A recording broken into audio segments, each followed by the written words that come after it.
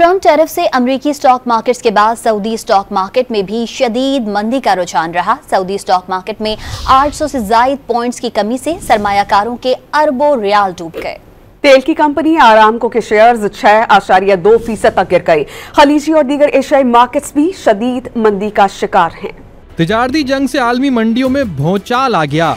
Trump tariff سے امریکی market کے بعد سعودی سٹاک مارکیٹس میں بھی شدید مندی دیکھی گئی۔ گزشتہ روز سعودی سٹاک ایکسچینج 800 سے زائد پوائنٹس کی کمی پر بند ہوا، جو کہ گزشتہ 5 برسوں کے دوران ایک دن میں آنے والی ریکارڈ کمی ہے۔ سعودی سٹاک مارکیٹ میں شدید مندی سے کل مالیت میں 500 ارب ریال سے زائد کی کمی دیکھی گئی۔ بڑی تعداد میں سعودی کمپنیوں کے شیئرز کی قیمتیں گر چکی ہیں۔